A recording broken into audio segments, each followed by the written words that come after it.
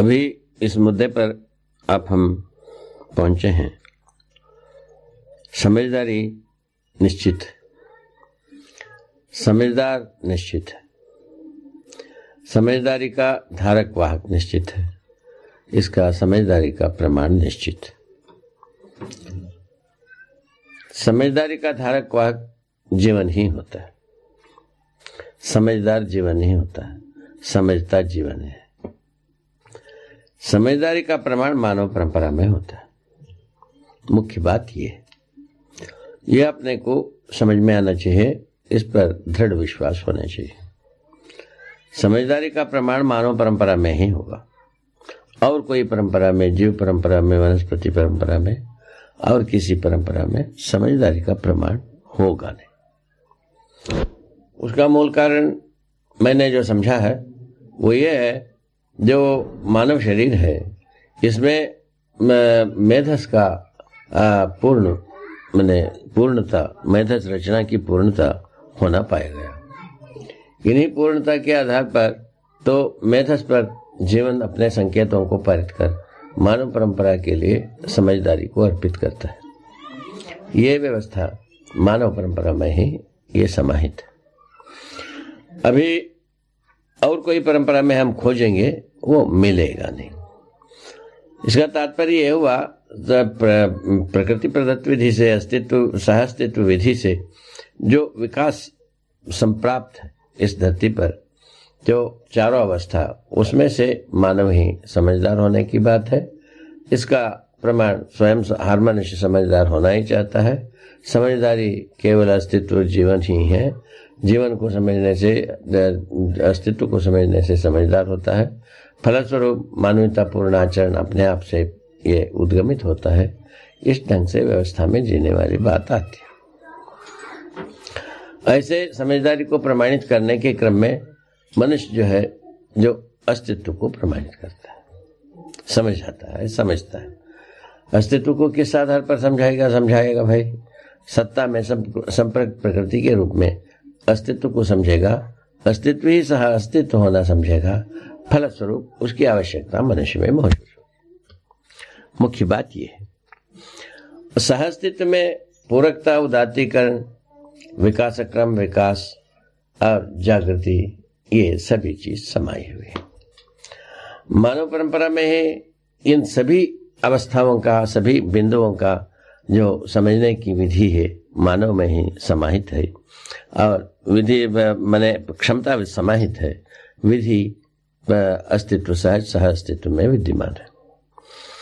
इन तथ्य को अपन हृदयंगम करने के बाद जो अस्तित्व को समझने का मूल मुद्दा इतना ही है, तो जो साक्षी यही है, समझने के मुद्दे भी यही है कि अस्तित्व में जो कुछ भी वस्तु है तो व्यापक और एक एक रूप में गिनने वाली वस्तु ही है।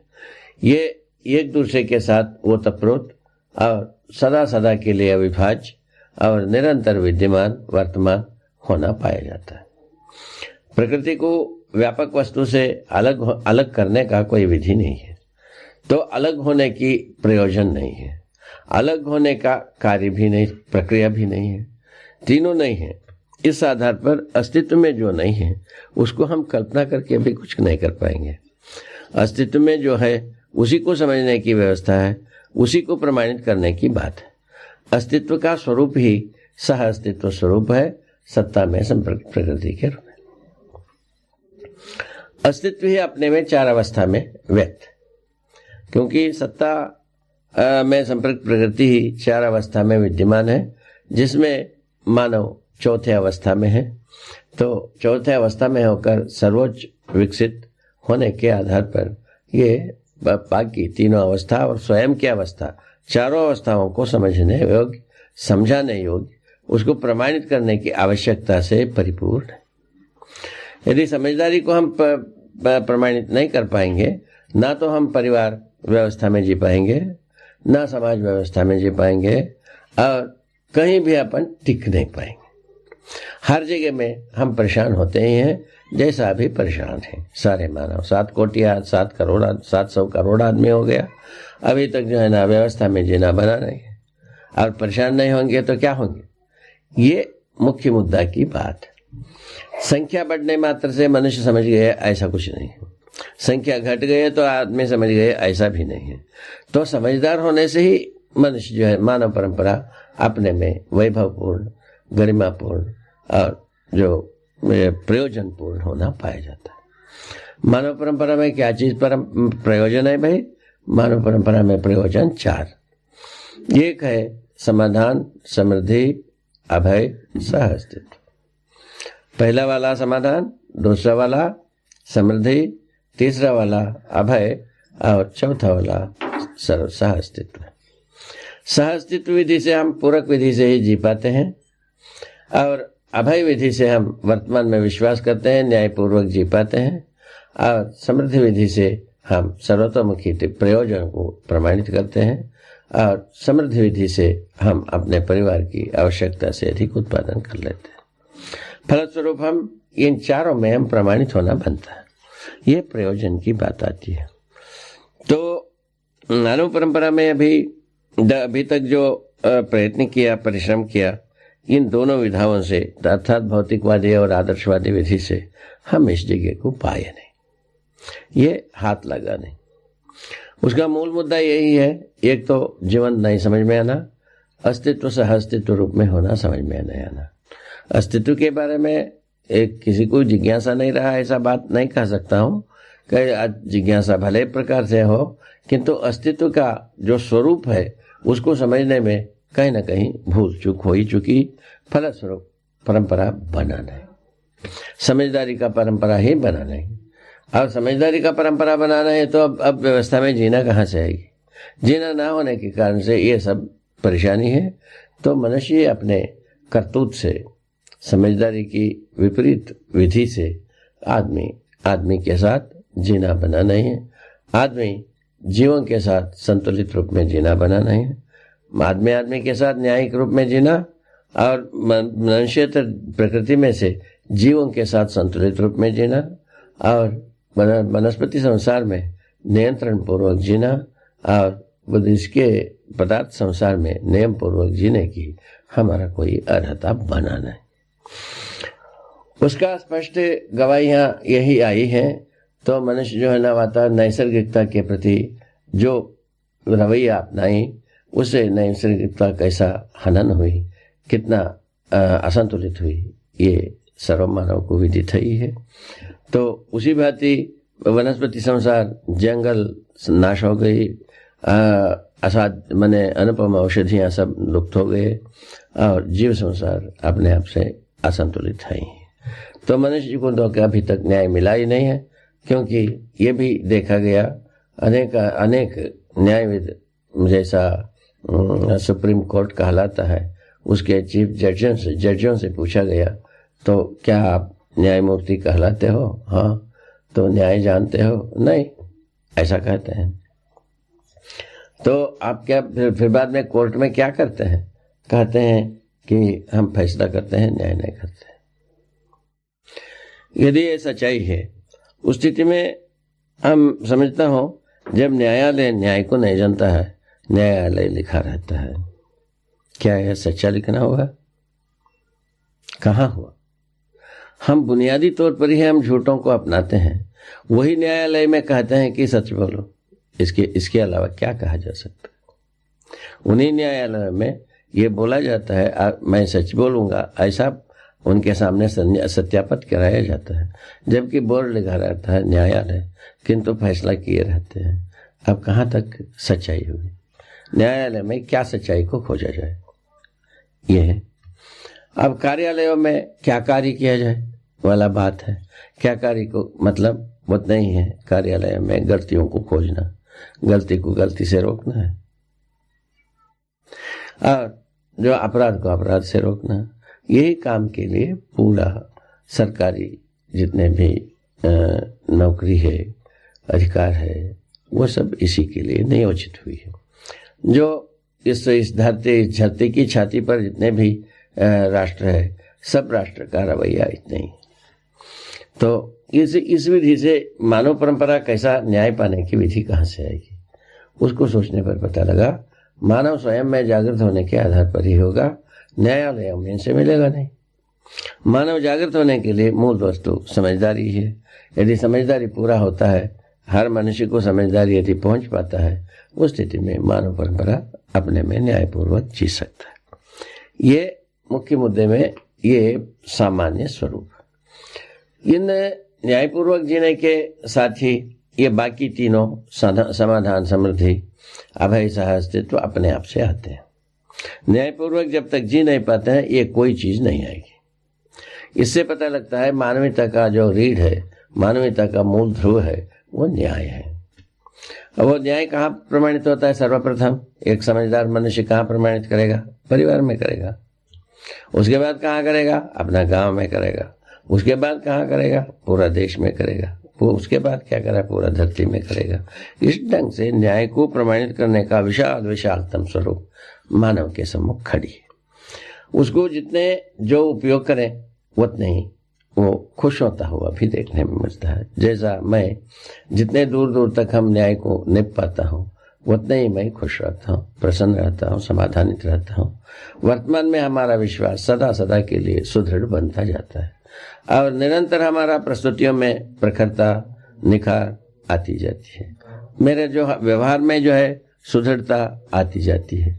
तो ये सब चीजें हमारा अनायास ही उपलब्ध होने वाली वस्तुएं हुई, जिसके लिए पहले से ये बहुत पुण्य से मिलता है, उससे मिलता है कहते रहे।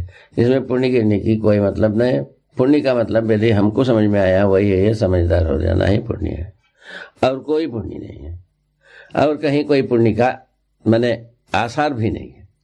यदि पुण्य का नाम यदि सार्थक होना है, मनुष्य अपने में समझदार होना ही है। मनुष्य समझदार होने के उपरांत मनुष्य में स्वयं में अपने योग्यताएं, क्षमताएं, पात्रताएं अपने आप से प्रमाणित होना शुरू करता है। क्षमताएं अपने आप में क्या चीज है पूछा तो उसका उत्तर यही मिलता है, वहन करने वाली क्रिया। वहन क्या करता है? भ्रम को वहन करता है या जागृति को वहन करता है, और तीसरे प्रकार की कोई वाहन होने वाला नहीं है।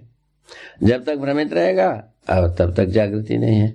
जब जागृत हो गए फिर भ्रम का कोई अर्थ ही नहीं है, भ्रम का लवलेश नहीं है। तो भ्रम एक ऐसी बात हुई, भ्रम आया क्यों, भ्रम क्यों, भ्रमित क्यों परंपरा हो गई है, ये बात भी एक खचोटने वाली एक प्रश्न है। बाकी सारे संसार में तो नियति सहज रूप में सब व्यवस्था में हो गए, मानव क्यों नहीं? ये बात पर भी कुछ लोग पूछे हैं हमसे। उसका उत्तर ऐसा अस्तित्व में रखी हुई है, मानव संस्कार अनुषंगी इकाई है। इस बात को पहले ध्यान दिलाया है। संस्कार का मतलब भी है समझदारी। समझदारी पूर्वक ही मनुष्य व्यवस्था में जिएगा और स्वायत्त है, ये मनुष्य स्वायत्त होता है। दूसरा, समझदार होता है, समृद्ध होता है, समाधानित होता है। सुख के लिए चारों पदार्थ आवश्यक है। समाधान भी आवश्यकता है, समृद्धि भी आवश्यकता है, वर्तमान में विश्वास अर्थात अभय आवश्यक है, और सह अस्तित्व आवश्यक है। इस विधि से मनुष्य को इन चारों आयामों में माने चारों वस्तुओं में जब अपना हाथ कर्तलगत करने की आवश्यकता आई तो यह स्वयं स्फूर्त विधि से आएगी, नीति सहज विधि से आता नहीं। उसको दूसरे ओर से भी देखें तो परंपरा पूर्वक ही समझदारी आती है। इसके पक्ष में जो मानव संतान और मानवेतर जीव संसार की संतान और पशु पक्षी संतान, ये जन्म से ही जो उसका परंपरा के गुण है अपने आप में विद्यमान रहता है। उनको कोई कॉलेज की जरूरत नहीं, स्कूल की जरूरत नहीं, कचहरी की जरूरत नहीं, कहीं उनको फरियाद करना है, अपने आप में उनका गुण समाहित रहता है। जैसे जैसे आगे बढ़ते हैं वो सारे गुण उसमें ये प्रसवित हो जाती है, माने पोषित हो जाता है, पुष्ट हो जाता है, प्रमाणित हो जाता है। जैसा गाय के बच्चे गाय के जैसे ही जीना सीखा ही रहता है। ये क्या गई? वंशानुषंगी विधि से शरीर के अनुरूप जीने की काम वो जीवों में रहता है। वो शरीर के अनुरूप जीने का काम मनुष्य में भी रहती है। मनुष्य में वहां तक प्रकृति प्रदत्त रूप में ही है, और उसके बाद आता है पुरुषार्थ और परमार्थ। पुरुषार्थ परमार्थ के आधार पर मनुष्य समझदार होना बनता है। समझदार होने के आधार पर ही हम सारा भ्रम से मुक्त होते हैं।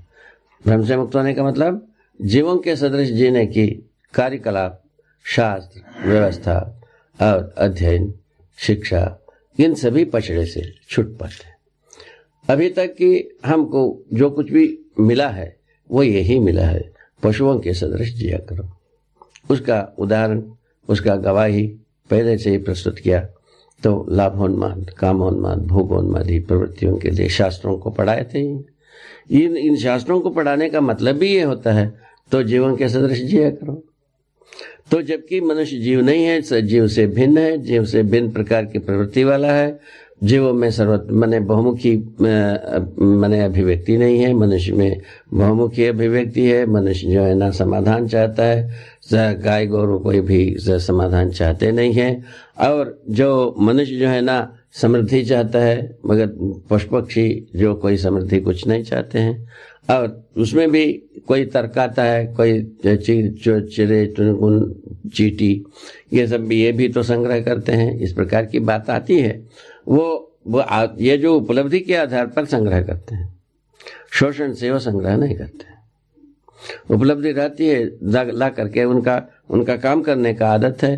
काम करने के आधार पर चींटी भी ला करके कुछ इकट्ठा किया रहता है, और मधुमक्खी भी किया रहता है, कुछ पक्षियों भी किए रहते हैं। किंतु हाथी कुछ भी संग्रह नहीं करता है, बाघ नहीं करता है, भालू नहीं करता है, ये कोई भी संग्रह करते नहीं। ये तो आप देखते हैं। तो जो ये भी नहीं करता है, एक जो सुआ जो होता है, ये भी कोई संग्रह करता नहीं है। ये सब चीजें आप हमारे सम्मुख रखी हुई। इसको शोध करने पर यह पता लगता है जिनमें मेधा समृद्ध हुई है, सातों धातुओं से शरीर की रचना हुई है जीवों में, और मनुष्य के संकेतों को ग्रहण करने योग्य रहता है, ऐसे पशु पक्षियों में संग्रह की कोई आसार नहीं, वो कोई आसार नहीं। तो केवल आसार रहता है कहाँ? इस प्रकार की व्यवस्था जिसमें नहीं है, उस जगह में हो सकता है, चींटी में हो सकता है। इस प्रकार की बात है। चींटी भी संग्रह बुद्धि से संग्रह करता है, संग्रह के लिए प्रवृत्ति है, ऐसा कुछ नहीं। वस्तु मिलता है, इकट्ठा किए रहते हैं। वस्तु मिलता है, मधुमक्खी मधु को इकट्ठा किया रहता है, ऐसा रहता है। तो ये जैसा जो मनुष्य में जो है, जो जानबूझ करके संग्रह की सुविधा की प्रवृत्तियां होते हैं, उसका कारण है भोग अतिभोग की वासना है, और कुछ मतलब नहीं। इन आधार पर हम व्यवस्था में जीना लक्ष्य ना होकर संग्रह सुविधा हमारा लक्ष्य हो गई, और उसके लिए भय प्रलाप बनी, एकमात्र प्रताड़न के लिए आधार बना। फलस्वरूप हम प्रताड़ित रहे ही हैं, और उससे छूटने के लिए एकमात्र उपाय यही है। तो जीवन को समझ जाए और अस्तित्व को समझे, मानवतापूर्ण आचरण को समझे। ये बात बंद है। इन जो मूल तत्व हैं जो समझने की, इन मूल तत्वों के बारे में जीवन की जो पहले मुद्दा ये बताई गई, जो अस्तित्व की 4 अवस्थाओं में से ये बताई गई, मानव ही सर्वोच्च विकसित इकाई, शरीर के रूप में और जीवन के रूप में, दोनों स्थितियों में। दो जीवन अपने अस्तित्व को और जागृति को प्रमाणित करने के लिए शरीर को प्रयोग करता है। प्रयोग करने के समय में वो बराबर शरीर को जीवंत बनाए रखता है, बाद में जीवन को ही, शरीर को ही जीवन मान लेता है, फलस्वरूप पुनः मारा जाता है, और पुनः शरीर को छोड़ने के बाद पुनः प्रमाणित करने के लिए आता है, पुनः मारा जाता है। इस ढंग से कई बार भ्रमित होकर के शरीर को छोड़कर तो जो परेशान होने वाली बात है वो होता है। इसमें पाप पुण्य नाम की कोई चीज होती नहीं है, समझदारी ना समझदारी होती है। समझदारी परंपरा से ही आता है, परंपरा में ही समझदारी को पनपना होगा। तो कोई एक व्यक्ति हम समझदार हो गए इससे संसार तर जाएगा, ऐसा कुछ नहीं होगा। तो एक व्यक्ति समझदार होने मात्र से सब तरेगा, ये कल्पना ही हमको बहुत कुछ भयभीत कराया, निरीह बनाया, और जो कुछ भी बनाना था बना दिया। इससे छुटकारा पाना सभी चाहते भी हैं, यदि कोई नहीं चाहते हैं, कल चाह जाएंगे। ये इससे छुटकारा पाना आवश्यक है। इस ढंग से हम समझदारी के पक्ष में सोचने के लिए बहुत सारा उपाय बनी हुई है। उसके बाद ये जैसा हम समझदार हो गए, अस्तित्व समझ में गए, दोनों समझ में आ गया, तो मानवीयतापूर्ण आचरण एक बहुत स्वाभाविक बात बनता है। मानवीयतापूर्ण आचरण क्या चीज होता है, ये भी एक पूछने की, समझने की बात बनता है। मानवीयतापूर्ण आचरण यही है जो स्वयं में, हर मनुष्य अपने में स्वधन, स्वनारी, स्वपुरुष, दयापूर्ण कार्य व्यवहार के रूप में जी पाता है। ये समझदार मनुष्य होने के बाद स्वायत्त होता ही है आदमी। वो प्रमाणित करने जाता है तो परिवार स्वायत्तता होता है, जिसमें समाधान, समृद्धि दोनों प्रमाणित होता ही है। हर मनुष्य किसी परिवार में ही प्रमाणित होना है, अकेले में कोई प्रमाणित होने का जगह नहीं है। और ढका मूंदा विधि से कोई प्रमाण होता नहीं है, होना ही नहीं है, कभी नहीं होना है। तो इस विधि से क्या हो गया, आदमी को प्रमाणित होने की आवश्यकता सदा सदा एक बचपन से, शिशुकाल से ही बनी हुई है। उस आवश्यकता को पूरा किया जाना आवश्यक। जैसा ही इन हमारा ये तीनों बात निभ पाता है, स्वधन, स्वनारी, स्वपुरुष, दयापूर्ण कार्य व्यवहार निभता है, उसी के साथ साथ हमारा तन मन धन रूपी अर्थ का सदुपयोग, सुरक्षा करना भी बनता है। और ये दोनों सत्ता है। उस स्थिति में संबंध, मूल्य, मूल्यांकन उभय तृप्ति वाला भी अपने आप से प्रमाणित होता है। ये इस ढंग से जो मूल्य, चरित्र, नैतिकता के रूप में, संयुक्त रूप में मनुष्य का आचरण व्याख्यायित होता है। ठीक है, ये मानवीयतापूर्ण आचरण का मतलब ऐसा बनता है। तन मन धन रूपी अर्थ को हम सदुपयोग कर पाए, सुरक्षा कर पाए, उस स्थिति में नैतिकता कहलाया। हम आज किसको नैतिकता कहते हैं, आप ही सोच लो, आप ही मूल्यांकन करो।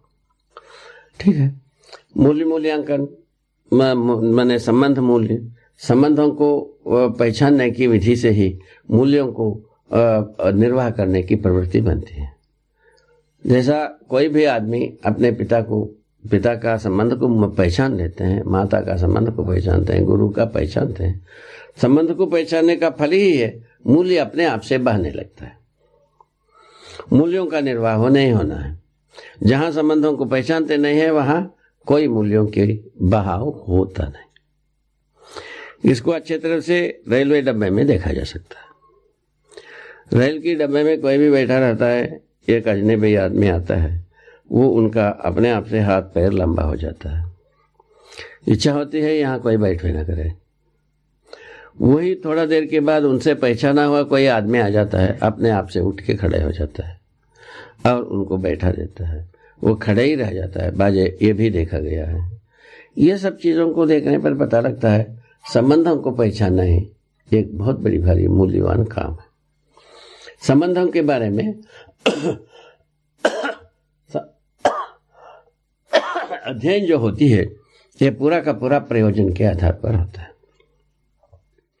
जैसा माँ का संबंध पोषण रूपी प्रयोजन के आधार पर, पिता का संबंध संरक्षण रूपी प्रयोजन के आधार पर हम अध्ययन करते हैं। गुरु का संबंध प्रामाणिकता के आधार पर, प्रामाणिकता रूपी प्रयोजन के आधार पर अध्ययन किया जाता है। ये संबंध यदि सब पहचानने में आ जाए, उसके बाद मनुष्य गलती नहीं करता। संबंध जब तक पहचानने में नहीं आता है, तब तक गलती करना भावी है। गलती किए बिना रोका भी नहीं जा सकता। गलती करना ही करना है, चाहे कुछ भी हो। तो ये इतना बहुत ही धूप जैसा सत्य है, तो समझो या ना समझो वाला बात है। समझने पर गलती होना नहीं है, ना समझे गलती हुए बिना रहना नहीं है, इतनी ही बात है। तो राज्य की सबूर देखने से, धर्म की सबूर देखने से पता लगता है अपराधियों के लिए ही ये सब बना हुआ है, धर्मतंत्र और राजतंत्र।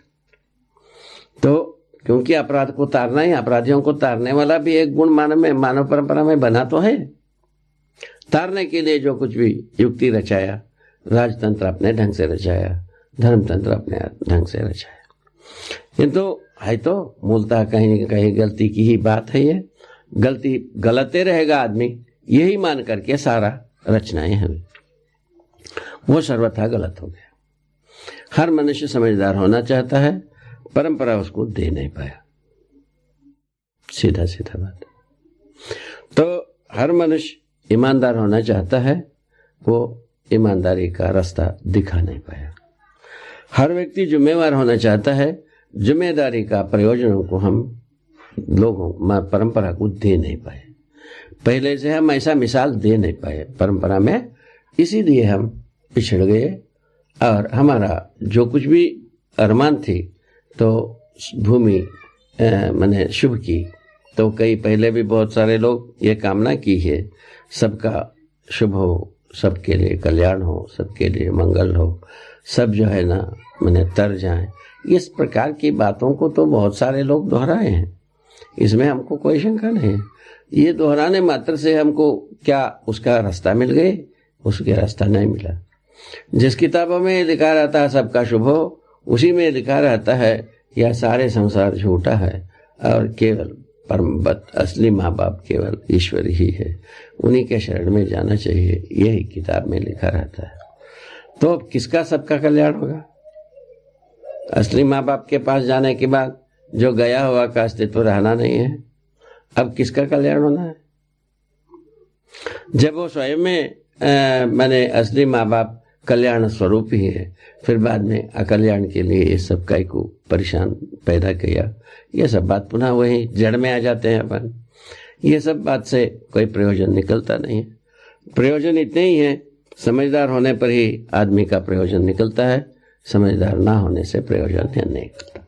ये अंतिम रूप में एक निष्कर्ष रूप में आता है। तो सभी संबंधों में प्रयोजन निहित रहती है। क्या प्रयोजन? ये जो पहले कही गई 4 बात है, 4 लक्ष्य है। समाधान, समृद्धि, अभय, सहअस्तित्व रूपी लक्ष्य है।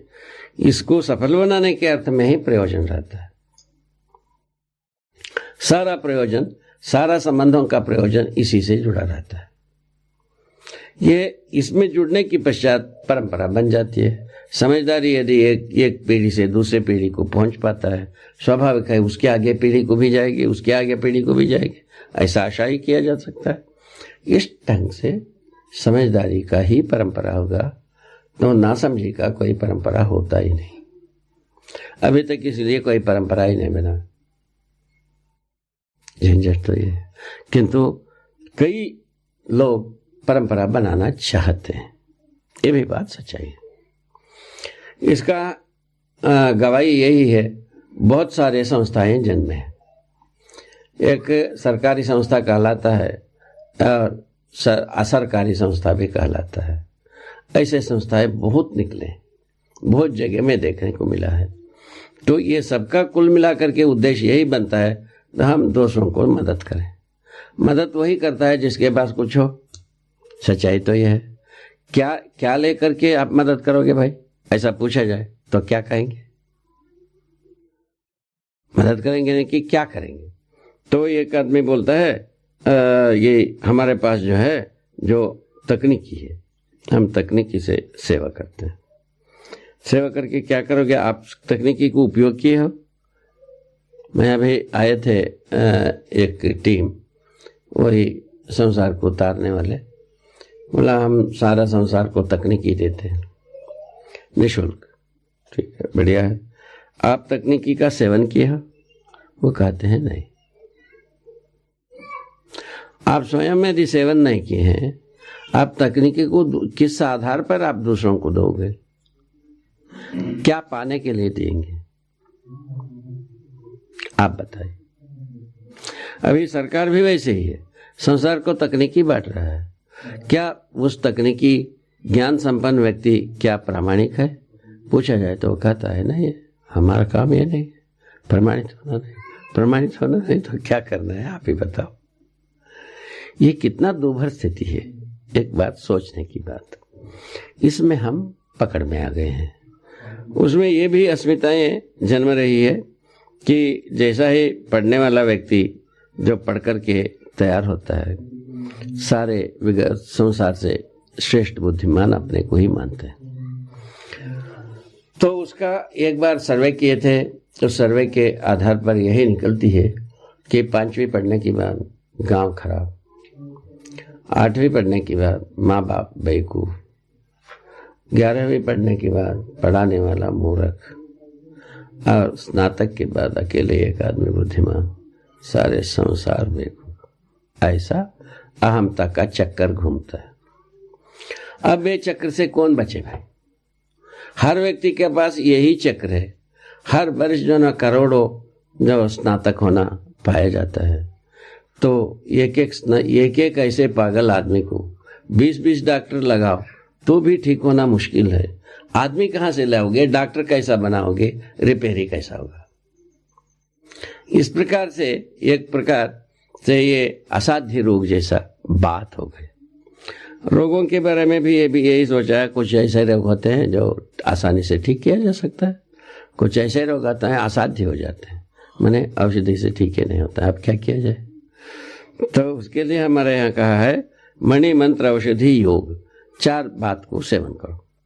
तो मंत्र के बारे में दौड़े, मंत्र के बारे में सोचते रहे बहुत दिन तक, मैंने मंत्र से कुछ होता होगा।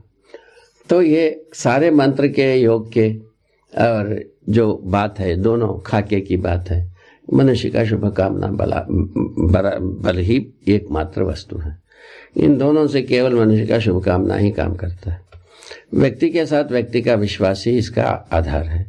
व्यक्ति के साथ व्यक्ति का आधार से जो कुछ भी मदद होना हो जाता है, मनोबल बढ़ जाता है, थोड़ा सा सहन शक्ति बढ़ जाती है, दवाई उपचार यदि सही बन जाती है वो थोड़ा सा उभर जाते हैं। ऐसा भी देखा गया है। तो जहां तक समझदारी की झंझट है, इसमें स्वयं समझे बिना इसमें कोई मदद नहीं कर सकता। हम यदि समझदार नहीं होना चाहते हैं, हमको आप किसी भी प्रकार से समझदार नहीं बना सकते। उसका गवाही मैं स्वयं हूँ। हमारा परिवार में हमको जब वेद पढ़ने के लिए डाला, हम वेद पढ़ना नहीं चाहा, हमको कोई वेद नहीं पढ़ा पाया। हमारा घर में वेद मूर्ति, बगल में वेद मूर्ति और पूरा गांव में वेद मूर्ति, और उनके अंदर हमको वेद नहीं पढ़ा पाए, ना मैं वेद पढ़ा। इस विधि से देखने पर लगता है तो हम जो चाहते नहीं हैं उसको कोई करा नहीं पाएगा, हमको समझा नहीं पाएगा। अब इसमें एक ही सूत्र आपको बताया था, जो इस धरती पर हर मानव समझदार होना चाहते हैं, ये सूत्र रखी हुई है। ठीक है, इस धरती पर हर मानव समझदार होना चाहता है। ये चाहने के आधार पर आदमी को समझदार बनाया जा सकता है। उसी आधार पर हम शुरू किए।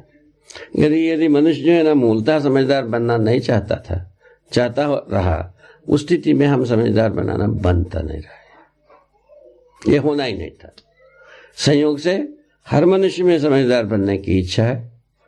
ठीक है, जो बाकी सब कुकृत्य सुकृत्य जो कुछ भी है परंपरा कर रहा है, उसमें एक अपने को मजबूरी मानते हैं प्रौढ़ व्यक्ति। ये स्थिति को देख करके इस अभियान को शुरू किया। कुल मिलाकर के इस अभियान को शुरू करने का मूल तत्व ये रहा। मानव परंपरा में हर मानव में समझदार बनाने की अरमान है। ये बात सच्चाई है। इस विधि से शुरुआत किए हैं। इस शुरुआत से मनुष्य को कहीं ना कहीं राहत मिलने की आसार भी है। तो कई लोग समझ चुके हैं, उनमें ये सब गुण पैदा भी होता है, जो जिसको हम मानवीयता पूर्ण गुण कह रहे हैं, मानवीयता पूर्ण आचरण कह रहे हैं, ये कई लोगों में जन्म चुका है। यहां तक हम आते हैं प्रमाणों के आधार पर बात शुरुआत। नैतिकता का मूल तत्व जो तन मन धन 3 रूप में कुल मिलाकर के अर्थ होता है, जिस अर्थ को प्रयोजन के अर्थ में मैंने नियोजित करना है, कुल मिलाकर के सदुपयोग है। जैसा जिस किसी विधि में वस्तु का हम सदुपयोग करते हैं, उसका 2 भाग होगी। सेवा और उत्पादन में हम तन मन धन को नियोजित करते हैं। दूसरा, हम उपयोग बने संबंधों के साथ प्रयोजनों को सफल बनाने के लिए हम तन मन धन रूपी अर्थ का सदुपयोग करते हैं। जिसका सदुपयोग किया उसका सुरक्षा हो गया। जिसके लिए हम सदुपयोग किया अर्थ का, उसका सुरक्षा हुआ है। तो सुरक्षा का मतलब जो किसी के साथ हमारा किया हुआ तन मन धन रूपी अर्थ का सदुपयोग के फलन में उसका सुरक्षा हो गई। यही हमारा सुरक्षा और सदुपयोग का अर्थ। प्रयोजन में यही निकलती हैं अभ्युदय अर्थः सर्वतोमुखी समाधान के लिए हम अपना नियोजन करते हैं मनुष्य के साथ, और समृद्धि के लिए करते हैं, उत्पादन के लिए करते ही हैं, और वर्तमान में विश्वास रखने के लिए, व्यवस्था के लिए हम तन मन धन रूपी अर्थ का नियोजित करते हैं, सह अस्तित्व के लिए करते हैं। इस चारों विधि के लिए हम किया हुआ तन मन धन रूपी अर्थ है, उसका जहाँ कहीं भी हम नियोजित किया उसका सुरक्षा हुआ, मैंने फलस्वरूप हमारा धन का सदुपयोग हुआ। सदुपयोग के बिना सुरक्षा, सुरक्षा के बिना सदुपयोग होगा नहीं, तो सदुपयोग हुए बिना सुरक्षा होता ही नहीं, सुरक्षा हुए बिना सदुपयोग नहीं होता। इस ढंग से सदुपयोग सुरक्षा से विदा हो नहीं सकती, सुरक्षा सदुपयोग से विदा नहीं कर सकती। ये निरंतर एक चक्र व्यूह की जैसा घूमता ही रहता है। यह सदा सदा के लिए शुभद होता है। ये शुभ प्रवृत्ति में हमारा तन मन धन रूप को नियोजित करने की आवश्यकता बनी ही रहती है, जो हम जागृत होने के अर्थ में। तो इस विधि से हम हमारा जो लक्ष्य है, मानव लक्ष्य ही मानव का प्रयोजन है, जीवन लक्ष्य ही जीवन का प्रयोजन है, अस्तित्व का लक्ष्य ही अस्तित्व का प्रयोजन है। इस ढंग से बनता है। ये इन प्रयोजनों को पहचानने के लिए मानव के अतिरिक्त और कोई संसार में वस्तु नहीं है। इसको पहचानने के लिए हम सदा सदा तत्पर हैं और इसको आगे चल करके समझने के लिए कोशिश करेंगे। जय हो, मंगल हो, कल्याण हो। जय हो, मंगल हो, कल्याण हो। ये अभी अपन इस बात पर, इस तथ्य पर पहुंच गए हैं, अस्तित्व में कोई समझदार इकाई है वो मानव ही है। मानव जीवन और शरीर का संयुक्त रूप में ही प्रमाणित है। मानव शरीर का परंपरा होता है, जीवन अस्तित्व सहज रूप में विकसित जीवन परमाणु के रूप में विद्यमान है। इसमें मनुष्य का कोई योगदान नहीं। शरीर के संबंध में मानव का योगदान है, परंपरा का योगदान है, ये व्यवस्था है। ये जीवन और शरीर का संयोग एक की आवश्यकता केवल जीवन अपने जागृति को प्रमाणित करने के अर्थ में ही है और कोई अर्थ नहीं। अपने जागृति को प्रमाणित करने का एकमात्र शरीर रचना, एक तरीके की शरीर रचना मानव शरीर ही है, और दूसरे शरीरों में ये समझदारी प्रमाणित करने की व्यवस्था नहीं है। इसीलिए मानव संस्कार आनुषंगी इकाई के रूप में हम समझ गए हैं। आप भी समझ सकते हैं। संस्कार का मतलब भी है समझदारी। समझदारी के बारे में अस्तित्व और जीवन की बात हुई। अस्तित्व में चार अवस्था की बात हुई। चार अवस्था के बाद मानव ही सर्वोपरि विकसित इकाई है।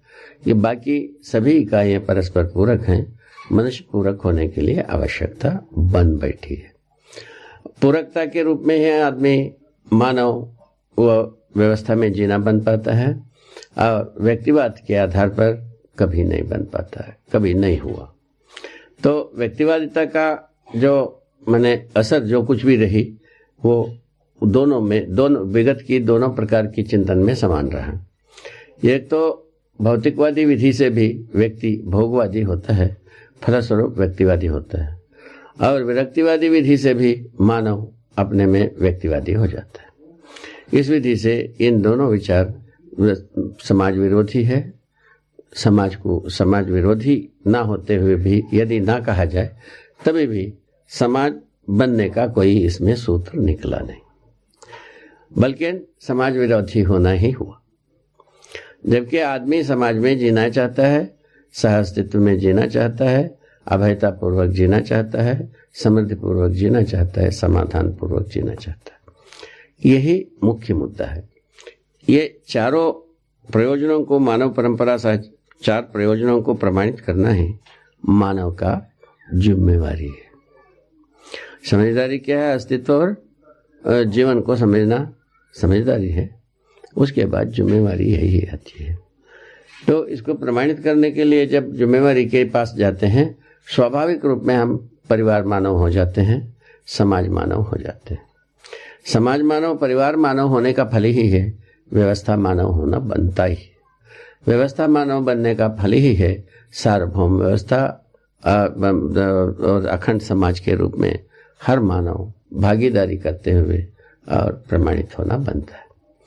ऐसे वैभवशाली परंपरा के लिए जो आवश्यकता रहे, वैभवशाली परंपरा की आवश्यकता है ही है, तो इसके विपरीत में हम पहुंचकर कहीं पहुंचे हैं, ये धरती पर आदमी रहेगा कि नहीं रहेगा, इसीलिए एक बार आदमी सुधर करके भी अपना प्रयोग को कर सकता है, अर्थात समझदार बन करके भी एक बार प्रयोग कर सकता है। तो इसमें मूल तत्व यही है, हर मनुष्य की इच्छा ही इसमें ज़्यादा से ज़्यादा प्रभावशाली वस्तु है। तो आशा के रूप में हर व्यक्ति व्यवस्था चाहता ही है, तो आकांक्षा के रूप में भी चाहता है, तो इच्छा के रूप में कितना चाहता है पता नहीं है, उसको सर्वे करना पड़ेगा। मेरे अनुसार ज़्यादा हम जहाँ सर्वे किए हैं उसके अनुसार वो इच्छा रहती है, उसका जो मूल्यांकन है, माने वरीयता क्रम है, वो कहीं नीचे कहीं रहता है, उसके ऊपर और बहुत सारे चीज़ रह जाते हैं। इच्छा रहते हुए तीव्र इच्छा के रूप में नहीं हो पाता है, फलस्वरूप आदमी समर्पित होने में असमर्थ रहता है, दूसरे किसी बात में वह विवश रहता है। यही देखा गया। इसलिए क्या किया जाए, इसलिए यही किया जाए, जो तत्काल समझने के लिए जो तैयार हैं उन्हीं को समझाया जाए, उन्हीं को पारंगत बनाया जाए, उन्हीं से शिक्षण संस्थाओं को, माने मानवीय शिक्षा को व्यवहार अन्वयन किया जाए, बच्चों में संस्कार डाला जाए। अब बच्चों में संस्कार डालने का फलस्वरूप जो घर परिवार में स्वाभाविक रूप में परिवर्तन होना ही होना है, फलस्वरूप ये कार्यगार हो सकता है। यही इसका विधि बनता है। यह हुई शिक्षा का मानवीकरण की आवश्यकता जो दूसरा योजना है। अभी जो अपना काम थी, अपना काम जहाँ शुरू किए थे, जो अस्तित्व के संबंध में अभी पूरा किए 4 अवस्था की, तो मानव का स्थिति समझ में आया, ये व्यवस्था में, व्यवस्था के लिए अभी भी प्रतीक्षित है। जो जीव जानवर जो होते हैं वो व्यवस्था में ही रहते हैं, और सभी व्यवस्था में है, वो इन सब में पूरकता विधि है। तो वनस्पति संसार भी व्यवस्था के रूप में ही रहता है और पदार्थ भी रहता है। इस ढंग से पदार्थ में सभी व्यवस्था के रूप में होने का फलस्वरूप ही है, इनके परस्पर पूरकता विधि से ही मानव संसार भी बसी हुई है। मानव के लिए ये सब पूरक हो चुके हैं, किंतु मानव इनके लिए पूरक होना अभी भी विचाराधीन है ही। वो उसको पूरा करने की आवश्यकता, तभी मानव व्यवस्था में जीने का प्रमाण मिल पाएगा। इस ढंग से अस्तित्व का स्वरूप आप हमको एक सामान्य रूप में आता है, और जरूरत पड़ने पर जो पहले कही गई जो वांग्मय है उसको देख करके और भी विशद अध्ययन कर सकते हैं। उसके बाद आता है विद्या का धारक वाहक कौन है? जीवन। विद्या का मतलब समझदारी हुई, समझदारी का धारक वाहक है जीवन। विद्या का दृष्टा कौन है? जीवन। ठीक है। और जो विद्या को प्रमाणित करने वाला कौन है? मानव। मानव शरीर और जीवन के साथ होता है, उसी स्थिति में मानव परंपरा में प्रमाणित हो पाता है। समझने वाला और उसको वहन करने वाला जीवन ही होता है। ये बात को अच्छी तरह से देखी गई है। आप भी अपने में जांच सकते हैं, जांच करके अपने में विश्वास अर्जन कर सकते हैं। विश्वास अर्जन करने के बाद आपका प्रयोजन को आप स्वयं पहचान सकते हैं। इस ढंग से अस्तित्व में पूरा का पूरा व्यवस्था की आवश्यकता है। मानव ही व्यवस्था के लिए अपने आप में बनाया हुआ ताना बाना से परेशान हुआ है। वो मानव ही अपने ताना बाना से राहत पाने के लिए वो स्वयं सोचना ही पड़ेगा। इतनी ही बात। उसके बाद आता है जीवन। ठीक है।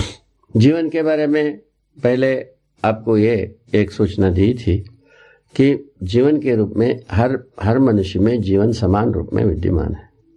जीवन किसी शरीर में जीवन बड़ा छोटा ज्यादा कम ऐसा सारा द्वंद्व से मुक्त है।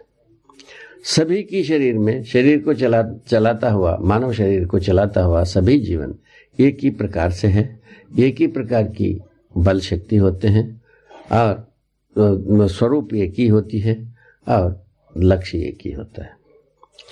जीवन का लक्ष्य होता है सुख, शांति, संतोष, आनंद। ये जीवन लक्ष्य। जीवन लक्ष्य सफल होता है, मानव लक्ष्य सफल होता है, मानव लक्ष्य सफल होता है, जीवन लक्ष्य सफल होता है। मानव लक्ष्य को मानव सफल करने के क्रम में जो माने विधि है उसके बारे में थोड़ा दूर तक अपन पहुंचे हैं और भी आगे चल करके और दूर पहुंचेंगे, पास तक पहुंचेंगे। ठीक है, तो इस विधि से हम जो जीवन का लक्ष्य सुख, शांति, संतोष। सुख कैसा होता है भाई पूछा, तो समाधान बराबर सुख। जो जिन जिन विधाओं में हम समाधानित रहते हैं वहां सब सुख का हम अनुभव करते हैं। जहां जहां समस्या से पीड़ित होते हैं वो पीड़ा होता ही है। इसके लिए कोई तो सामने रखी हुई बात है। इस ढंग से समाधान के फलस्वरूप हम सुखी होने की बात समझ में आता है। उसके बाद परिवार में हम जीते हैं, प्रमाणित होने की स्थिति में हम शांति का अनुभव करते हैं। व्यवस्था में जीने के अर्थ में हम संतोष का अनुभव करते हैं। तो हम अपने समझदारी को प्रमाणित करने के अर्थ में हम आनंद का अनुभव करते हैं। इस ढंग की आदमी का स्थिति है। यदि हम प्रमाणित हो पाते हैं, स्वाभाविक है, परंपरा में ये समझदारी बहती रहेगी और इसका कहीं भी रुकने वाली बनता नहीं। इस क्रम में हम सुख, शांति, संतोष, आनंद को अनुभव करने के लिए योग्य हैं। जीवन ये हमको समझ में आता है, जीवन रूप में जीवन के लिए ही समझ में आता है। जीवन शक्तियां अक्षय है, इसके बारे में आप पहले एक बार ध्यान दिलाए थे। हम जितने भी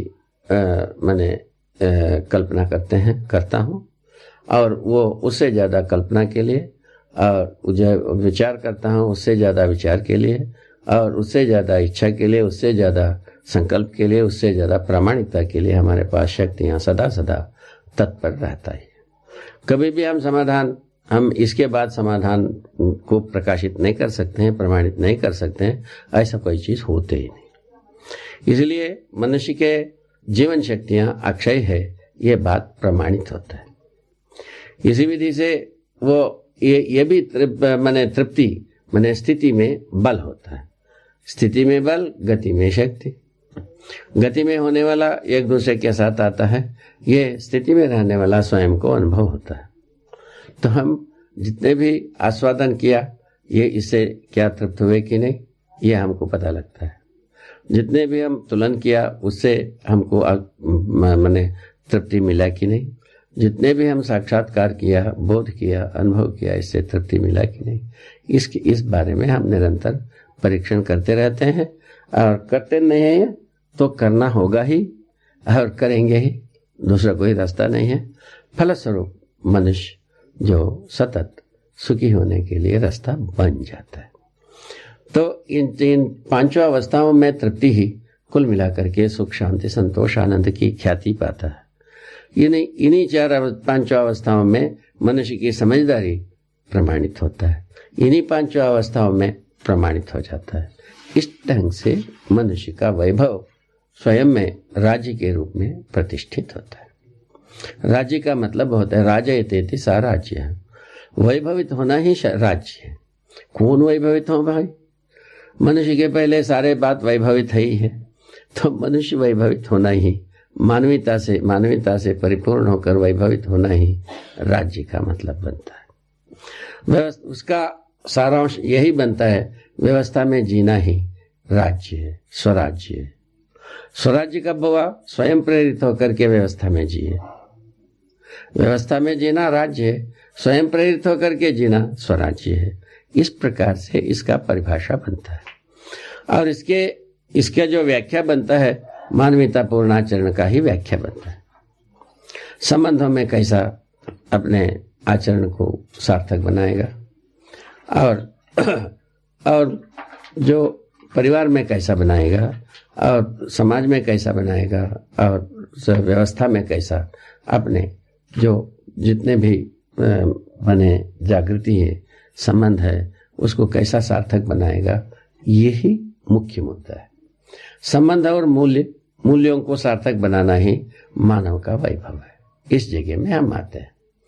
संबंध और मूल्यों को सार्थक बनाने के क्रम में ही हम वर्तमान में विश्वास कर पाते हैं। संबंधों को हम पहचानते नहीं हैं तो हम वर्तमान में जी नहीं पाते।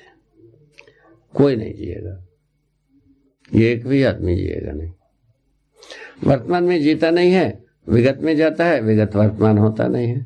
भविष्य को सोचता है, भविष्य वर्तमान होता नहीं है। इस ढंग से वो बेकार हो जाता है आदमी। मनुष्य का कहीं भी ठोर नहीं मिलती है, जड़ मूड नहीं मिलता है, फलस्वरूप भटकता रहता है। ये मुख्य मुद्दे की बात है। इसे भटकना कोई आदमी चाहता नहीं है। परंपरा में दिशा निर्देशित करने की व्यवस्था नहीं है। अब आदमी क्या करे? इस आधार पर आदमी की पुण्य से ही सभी मनुष्य, माने गरीब हो, अमीर हो, माने बुद्धिमान हो, पंडित हो, और जो बलवान हो, बलहीन हो, और धनवान हो, धनीहीन हो, हर व्यक्ति समझदार बन सकता है और अपने में आश्वस्त हो सकता है, वर्तमान में जी सकता है, व्यवस्था में जी सकता है, समर्थ हो सकता है, संतुष्ट हो सकता है। ये कुल मिलाकर के इस प्रस्ताव का मतलब। तो जब हमारा अक्षय शक्ति, अक्षय बल इस प्रकार से हमको प्रमाणित होता है, अपने में ही प्रमाणित होता है, उसी प्रकार हर मनुष्य में होने की आसार बनती है। हर मनुष्य भी अपना सत्यापित करता ही है। सत्यापित के बाद उनके आचरण में वो मूल्यांकित हो जाता है, अक्षयता का मूल्यांकन हो जाता है। इस विधि से हम मनुष्य से मनुष्य को इस प्रकार आश्वस्त हो सकते हैं, हर मनुष्य में जीवन समान रूप में विद्यमान है, शक्ति और बल अक्षय है, और उसी के साथ लक्ष्य सबका समान है। लक्ष्य से समान होने के बारे में मानव लक्ष्य भी स्पष्ट, जो समाधान, समृद्धि, अभय, सहअस्तित्व मनुष्य का लक्ष्य है। जीवन का लक्ष्य सुख, शांति, संतोष, आनंद लक्ष्य है। ये दोनों बात अपने को समझ में आता है। इस समझदारी को सफल बनाना ही कुल मिलाकर के समझदारी का मतलब है। समझदारी का मतलब और कुछ होते ही नहीं है। यही मानव का वैभव है, यही मानव का राज्य है, यही मानव का राष्ट्र है। यही इसी ऐश्वर्य के साथ मानव अपने जो परंपरा को निरंतर सुखमय बना सकता है, संगीतमय बना सकता है, और अन्य प्रकृति के लिए पूरक हो सकता है। सभी पशु संसार, जीव संसार, वनस्पति संसार, वस्तु संसार को संतुलित रखना, संतुलन पूर्वक उसके साथ व्यवहार कर सकता है। उससे जो पूरकता है उसके लिए स्वयं कृतज्ञ होकर उसका उपयोग कर सकता है, सदुपयोग कर सकता है, प्रयोजनशील बना सकता है। यही सब चीज आती है। मनुष्य के साथ तो संबंध, मूल्यांकन के साथ तुरंत ही तृप्ति मिलती है। यदि ना होने की स्थिति में अतृप्ति होती ही है। ये सतत अपन देखते ही आए हैं, तो देखते ही रहेंगे। तो तृप्ति हमारा मने वर है, अतृप्ति हमारा वर नहीं है। तृप्त होना चाहता है हर व्यक्ति। तृप्त होने के आसार, पहला मुद्दा समाधान ही है, दूसरे मुद्दे में समृद्धि ही है, तीसरे मुद्दे में वर्तमान में विश्वास ही है, व्यवस्था में जीना ही है, चौथे मुद्दे में सह अस्तित्व का प्रमाण प्रस्तुत करना ही। इस ढंग से मनुष्य तृप्त होने के लिए निरंतर वस्तुएं समीचीन है, माने पासे में है। इसके लिए बहुत दूर दूर भटकने की जरूरत नहीं है। इस ढंग से आइए, ये इस विधि से हम आ गए। सत्य का स्वरूप यही है। तो अस्तित्व ही परम सत्य है, अस्तित्व ही नित्य सत्य है। निरंतर रहने वाला कोई चीज है तो अस्तित्व ही है। अस्तित्व का स्वरूप सहअस्तित्व होना बताए गए। तो सहअस्तित्व ही निरंतर प्रभावशील है। फलस्वरूप विकास होता है, विकास क्रम होता है, विकसित हो जाता है, वो सब जीवन हो जाते हैं। विकास क्रम में रासायनिक भौतिक वस्तु के रूप में निरंतर कार्यरत है। तो जीवन कितना होना है, क्या होना है, इसका भी निश्चित रूप अस्तित्व सहज विधि से ही आता है, मानव सहज विधि से आता नहीं। कितना जीवन होना है इस अस्तित्व में, यह बात अस्तित्व सहज है, ये मानव सहज नहीं है। मानव को कोई प्लानिंग बनाना नहीं है, तो पंचवर्षीय योजना बनाने की जरूरत नहीं है। यह स्वयं में अस्तित्व स्वयं अपने विधि से ही ये चारों अवस्थाओं को प्रकाशित कर चुकी है। इसमें मनुष्य बहुत योगदान दिया है, ऐसा कोई चीज नहीं है। मनुष्य के योगदान के बिना ही चारों अवस्था जब प्रकाशित है, मनुष्य अपने स्वयं स्फूर्त विधि से जो करना है वो उतना करना ही कुल मिलाकर के व्यवस्था में जीने का आसार है। मनुष्य जो स्वयं स्फूर्त विधि से करना चाहिए वो अभी तक रुका ही है। वो रुके रहने से मानव व्यवस्था के सीढ़ी में आया नहीं है। स्वयं को अन्य प्रकृति के साथ पूरक होना प्रमाणित कर नहीं पाया, और बल्कि इसका उल्टा शोषण के रूप में ही आज कटघरे में खड़ा हो गया। शोषण पूर्वक मनुष्य सुखी होने की कैसा कामना किया, यह सोचने की बात है। वो आज की स्थिति में शोषण पूर्वक ही सुखी होने के लिए सभी देश सोचता है, सभी धर्म सोचता है, और सभी माने समुदाय सोचता है, सभी परिवार सोचता है। अधिकांश परिवार तो सोचता ही है। इस ढंग की काम है। जहां तक राज्य और समुदाय की बात है, शोषण पूर्वक ही सुखी हो सकते हैं, यही अंतिम बात। तो विज्ञान भी इसके समर्थक है। संघर्ष पूर्वक ही मनुष्य अपने अस्तित्व को बनाए रखना होगा। उनका अस्तित्व के मतलब है संघर्ष करें, अपने जात अपने एक समूह को सब बलवान बनाए, खूब खावे पीवे, बाकी को सबको मारे पीटे खावे समाप्त करें, यही बात आती है। तो जिसका लाठी उसका भैंस वाला बात, उसी का नाम संघर्ष। संघर्ष करने के लिए अभी संघर्ष करना है, विकास मानते हैं। विकसित देश उन्हीं को मानते हैं जो ज्यादा सामरिक शक्ति से संपन्न है, ज्यादा शोषण कर पाते हैं, ज्यादा व्यापार बुद्धि को प्रयोग कर पाते हैं। इनको विकसित देश कहते हैं। अभी आज के नग्न चित्र यही है। तो जबकि विकसित देश वही है जो जागृत हो गया है, व्यवस्था में जीता है, समाधानित है, समृद्ध है, मैंने वर्तमान में विश्वास करता है, व्यवस्था में जीता है, सह अस्तित्व को निरंतर प्रमाणित करता है। ये विकसित देश के रूप में, विकसित परिवार के रूप में, विकसित समुदाय के रूप में हम पहचान सकते हैं। इस बात के लिए अपन प्रयत्न कर सकते हैं, इसमें हम सफल हो सकते हैं। ये कुल मिलाकर के यहाँ बनता है। अस्तित्व का महिमा इस ढंग से समझ में आता है। जीवन का महिमा समझदारी के रूप में समझ में आता है। ठीक है, अस्तित्व का संपूर्ण महिमा क्या है, समझदारी के रूप में समझ में आता है। ठीक है ना।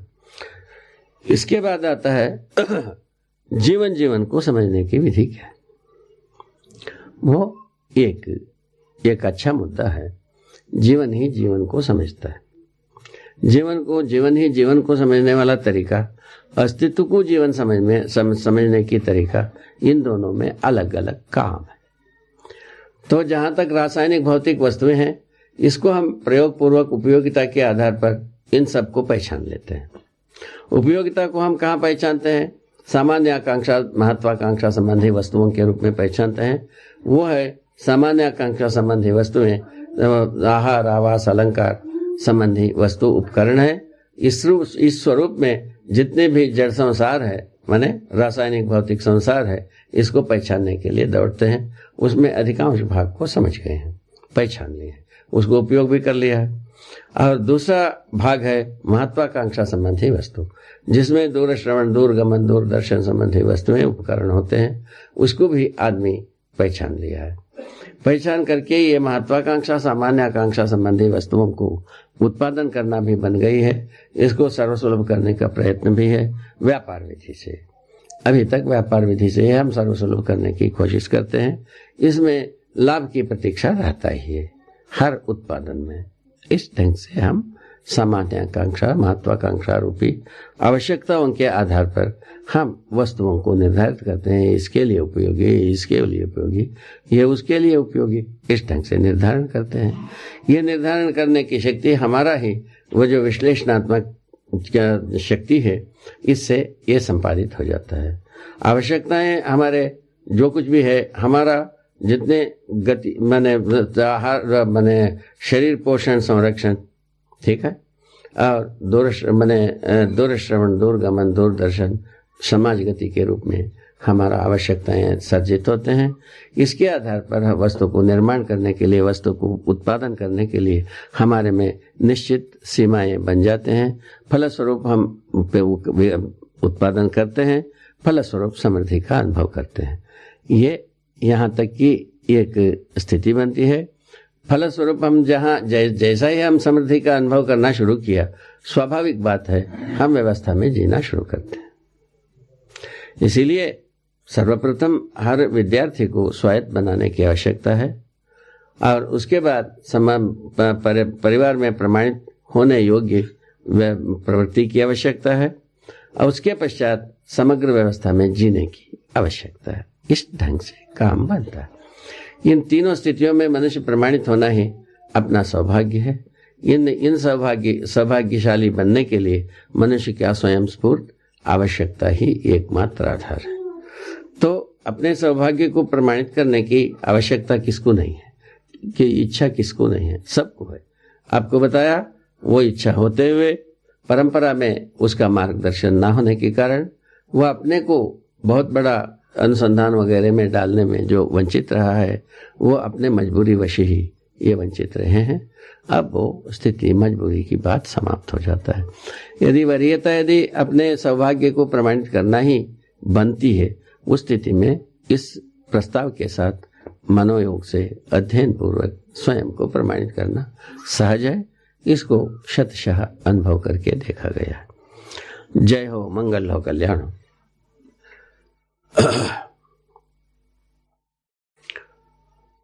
अभी तक यह अपन समझने की कोशिश किए, समझदारी क्या है, समझने वाला कौन है, समझदारी के लिए वस्तु क्या है। तीन बात पर अपन ध्यान दिए। मैं समझता हूं यह बात एक दूसरे के बीच में ठीक से संप्रेषित हो चुकी।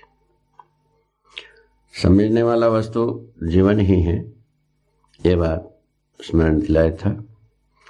ये बात, इस तथ्य को हर व्यक्ति अपने में ही जांचना होगा। समझने के लिए वस्तु अस्तित्व ही है, जीवन ही है और मानवतापूर्ण आचरण ही है। ये बात समझने के लिए वस्तु के रूप में, बिंदु के रूप में बताया। इसका जो और विस्तार किए तब पता चला अस्तित्व को समझना है, अस्तित्व में विकास को समझना है और जीवन को समझना है, जीवन जागृति को समझना है, रासायनिक भौतिक रचना विरचनाओं को समझना है। यह समझने की पूरा विस्तार इतना ही है।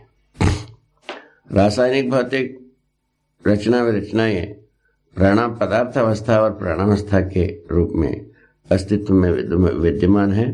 इनका रचना विरचना सबको विदित है। झाड़ पौधे जैसा जो योग संयोग, मिट्टी, पानी, हवा, ये सब पाकर जब झाड़ बनते हैं, कुछ काल के पश्चात वो झाड़ अपने आप से सूख करके पुनः मिट्टी बन जाते हैं। तो इसी प्रकार लोहा पत्थर है, वो भी कुछ काल के पश्चात थोड़ा सा परिवर्तित होकर दूसरे वस्तु बन जाता है और वो भी मिट्टी हो जाता है। इसी प्रकार ये सभी वस्तुएं किसी एक स्वरूप में होकर और दूसरे स्वरूप में परिवर्तित होकर वो बदलते रहते हैं। इसी का नाम है ये एक परिवर्तनशीलता। ये परिवर्तन भौतिक रासायनिक संसार में निरंतर अबाध गति में चलने वाली एक प्रक्रिया है। इसी रासायनिक वस्तु, भौतिक वस्तु के रूप में ही मनुष्य शरीर भी होती है। मनुष्य शरीर, जीव शरीर भी भौतिक रासायनिक द्रव्य ही है।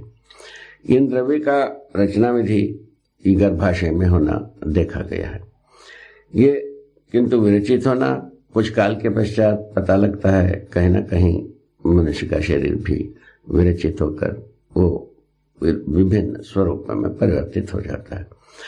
जैसा मिट्टी में कुछ वस्तु, हवा में कुछ वस्तु और किसी और वस्तु है पानी के रूप में और रूप में परिवर्तित हो जाते हैं। परिवर्तित होकर अंततोगत्वा ये धरती में ही समा जाते हैं, धरती के वातावरण में ही रह जाते हैं। ये बात आप हमको समझ में आता है। और इसके बाद समझने वाली वस्तु जीवन सदा सदा एक सा रहता ही है, क्योंकि विकास के क्रम में जो चलकर जो परमाणु ही है जो गठनपूर्ण स्थिति में निरंतर बना रहता है। गठनपूर्ण परमाणु के रूप में जीवन को बताई गई है। वो जीवन ही है जो समझने वाली वस्तु। मनुष्य शरीर में भी वही मैंने संपूर्ण मनुष्य शरीर में समझने वाला वस्तु जीवन ही। ऐसे जीवन अस्तित्व को समझने के क्रम में सह अस्तित्व के रूप में अस्तित्व को समझा गया, मैं समझा हूँ। ऐसे सह अस्तित्ववशी सह अस्तित्व के नजरिया में संपूर्ण परिस्थितियों में हम व्यवस्था के रूप में जी पाते हैं। मुख्य बात यही, व्यवस्था में जीना ही हमारा जीवन का आशय है। व्यवस्था में जीना ही हमारा जीवन का उद्देश्य है। व्यवस्था में जीना ही जीवन का सुख है। तो अव्यवस्था में जीकर जीवन सुख को अनुभव नहीं कर पाता है और समस्या से पीड़ित होता है। फलस्वरूप समाधान के लिए खोज स्वाभाविक है। जीवन में निरंतर अनुसंधान होती रहती है। जीवन ही नहीं है, इसके पूर्व में भी देखा गया है तो परमाणु में भी अनुसंधान होती है, परमाणु अंश में भी अनुसंधान होती है। ये जो हरदम परिवर्तन के लिए मूल तत्व है, प्रवृत्ति से है। हर जगह में सह अस्तित्व में होने का ही प्रवृत्ति है। परमाणु अंश भी सह अस्तित्व में होने की प्रवृत्ति वशी दो परमाणु के रूप में अणु के रूप में परिवर्तित होते हैं और अणु भी सह अस्तित्व प्रवृत्ति वशी अणुरचित रचनाओं के रूप में हो जाते हैं। इसमें सबसे बड़ी रचना धरती है। इस प्रकार के अनंत ग्रहगोल इस अस्तित्व में होने की बात आदमी को समझ में आती है, आदमी जात को समझ में आती है। ये कुल मिलाकर के सहअस्तित्व का ही अभिव्यक्ति है। सहअस्तित्व मूलतः तो व्यापक वस्तु में समाहित संपूर्ण एक एक के रूप में गिनने वाली प्रकृति ही, यही संपूर्ण वस्तु का स्वरूप है। जो एक एक के रूप में जो कुछ भी गिनने में आता है उसमें विविधता का मूल तत्व है। सब मूल रूप में परमाणु में निहित अपरमाणु अंशों का ही संख्या भेद है। इन संख्या भेद से ही मूल में वस्तु की विविधता का आधार है और स्थापना है। इन विविध वस्तुओं का स्थापना और आधार के आधार पर इसमें रचित रचनाओं का भी विविधता होना पाया जाता है। जैसा वनस्पतियों में अनेक प्रजातियों का वो मैंने रचनाएं देखने को मिला,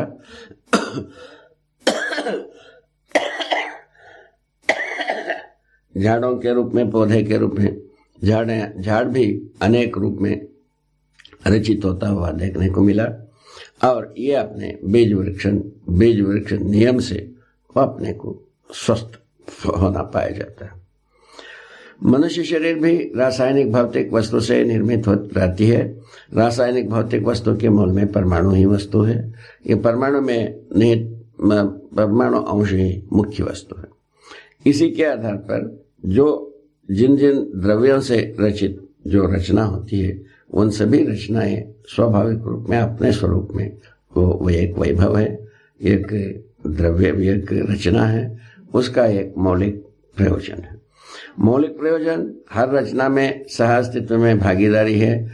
वो रचना के मूल में जो द्रव्य है वो भी सह अस्तित्व में होने का ही महिमा है। इन महिमा के आधार पर जो संपूर्ण अस्तित्व अपने में विद्यमान है, वैभवित है, प्रकाशित है, प्रमाणित है, ये समझ में आती है। इन अस्तित्व में ही हम मानव एक भाग है, एक वस्तु है। सह अस्तित्व में मानव अविभाज्य है। सह अस्तित्व को छोड़कर मानव कहीं भाग नहीं सकता। भागने के लिए जितने भी कोशिश किया उतने ही परेशानी होना स्वाभाविक रहा। इसको भुगत चुका है मानव जाति शायद, तो यदि भुगतना कम है तो आगे भुगत लेंगे। यदि भुगत चुके हैं, यदि परिवर्तन चाहते हैं तो परिवर्तन के लिए तैयार हो जाएंगे। ये स्वाभाविक रूप में होने वाली प्रक्रिया है। इसमें किसी के ऊपर कोई चीज लादने की बात नहीं होती है, कोई चीज उपदेश देने की बात नहीं होती है। हर व्यक्ति अपने में समाधान चाहता है, उसके लिए शोध करना हर व्यक्ति का काम है। हर व्यक्ति व्यवस्था में जीना चाहता है, इसके लिए हर व्यक्ति शोध करने के लिए अधिकारी है। हर व्यक्ति जब अपने में शोध पूर्वक ही जीना है, इसमें व्यक्ति की स्वतंत्रता अपने आप समझ में आता है।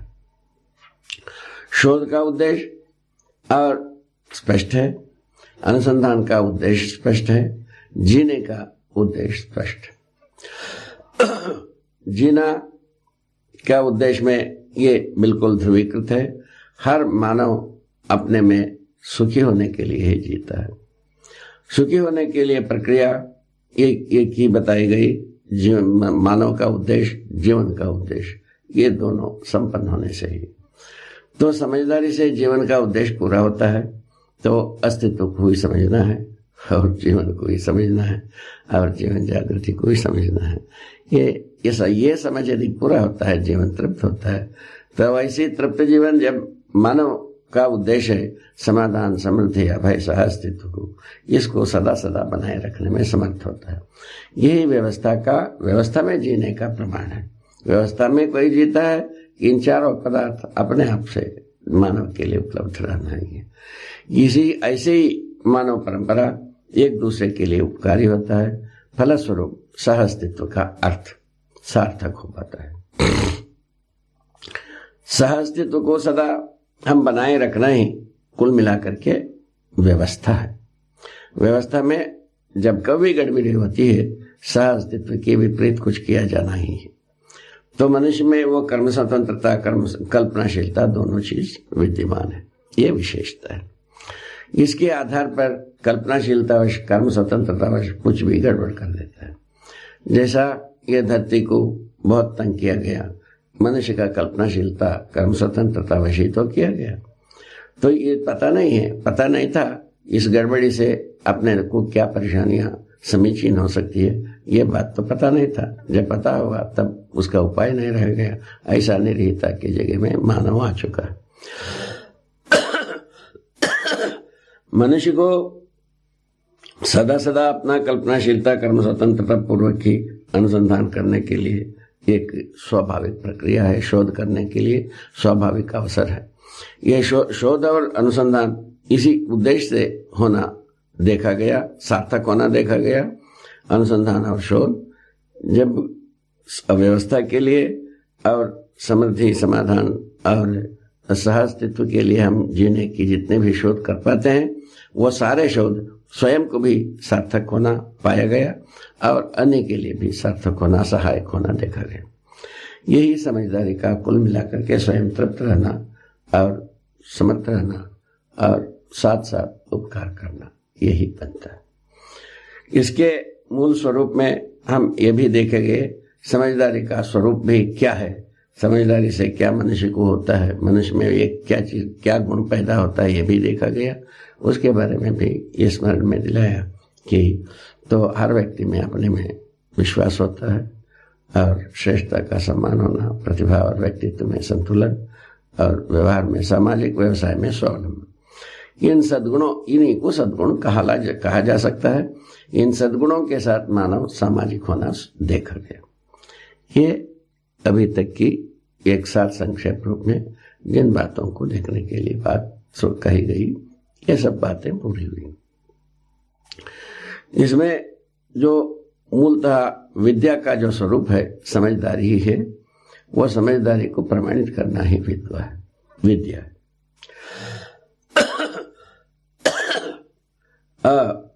विद्वता जो कुछ भी होता है, जो माने अस्तित्व सहज ही है और विद्वान मानव ही होता है। मानव परंपरा में ही विद्वता का प्रमाण हो पाता है और जीव परंपरा में, वनस्पति परंपरा में, जो वस्तु परंपरा में विद्वता की बात नहीं होती है, उनमें भी शोध वाला बात देखा गया है। क्योंकि सहअस्तित्व की प्रवृत्ति स्वयं में एक शोध विषय ही है। हर एक का ये अपने में शोध कर्म में ही जुटा हुआ है। उसमें इतने ही देखा गया। अभी 4 बात मनुष्य में सब बात समझाई गई। जानना, मानना, पहचानना, निर्वाह करना, 4 बात बताई गई, जिसमें से पहचानना, निर्वाह करना हर वस्तु में निहित है। हर वस्तु एक दूसरे वस्तु को पहचानता है, तभी निर्वाह कर रहा है।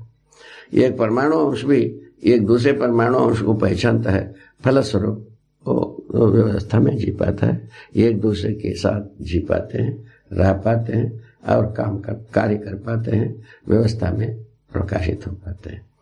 इसी प्रकार एक अणु से लेकर बड़े बड़े ग्रह गोल अभी धरती है, धरती भी दूसरे धरती को पहचानता है, फलस्वरूप निश्चित अच्छे दूरी में कार्य करता है, फलस्वरूप ये सब व्यवस्था में होता हुआ आप हमको नजर आता है। इस ढंग से सभी पदार्थावस्था भी, प्राणावस्था भी, जीवावस्था भी एक दूसरे को पहचानते हैं, निर्वाह करते हैं। इस बात का प्रमाण प्राकृतिक रूप में ही स्पष्ट हो जाता है। मनुष्य भी एक दूसरे को पहचानने और निर्वाह करने में तृप्त नहीं हुआ, तो इसमें शंका कुशंकाएं पैदा हुई और दो चीज इनके साथ जुड़ती है, वो है जानना मानना। जानने मानने की क्रिया के साथ ही मानव अपने को पहचानने निर्वाह करने में आश्वस्त होता है। जानने मानने की स्थली में प्रयोजनों को, सार्थकता को ही जानना मानना होता है। प्रयोजनों को जानने मानने की स्थिति में ही मानव सामाजिक हो पाता है। प्रयोजनों को जानता नहीं, मानता नहीं, तब तक सामाजिक होता नहीं है, सह-अस्तित्व प्रमाणित होना ही नहीं है। मनुष्य में एक बहुत बड़ी भारी गरीबी का कारण ये भी है, यही साधन है। जानने मानने के अवसर रहते हुए नहीं जानना, नहीं मानना की स्थिति में कंगाल हो जाता है और स्वयं दरिद्र रहता है तो दूसरों को दरिद्र बनाता ही है। स्वयं मानव अपने दरिद्रतावश ही धरती को दरिद्र बनाया है, इतना हम जानते हैं, इसमें दो राय नहीं है। मनुष्य यदि कंगाल नहीं होता, धरती को बर्बाद करने के लिए तो प्रयत्न नहीं करता। ये बहुत सुस्पष्ट है। इस तकलीफ सारा मानव किया तो इन्हें गिने लोग ही इस प्रकार के कृत्य किया, भोगने वाला पूरा 700 करोड़ आदमी की स्थिति में आ चुकी है। ये बात को अपने को ध्यान में लाने की आवश्यकता है। मैं समझता हूँ ये जो जानने मानने वाला जो भाग है, इसको मैंने प्रखर बनाया जाए। हर व्यक्ति में प्रखरता की संभावना है, हर व्यक्ति में इसकी प्रखरता की आवश्यकता है, ये समीचीन है। ये पहले बात हो गई। इस प्रकार से मूलतः विद्या का स्वरूप समझदारी है, समझदारी को प्रमाणित करना ही है और इसको परंपरा के रूप में प्रमाणित करना है। ये विद्या का मतलब है।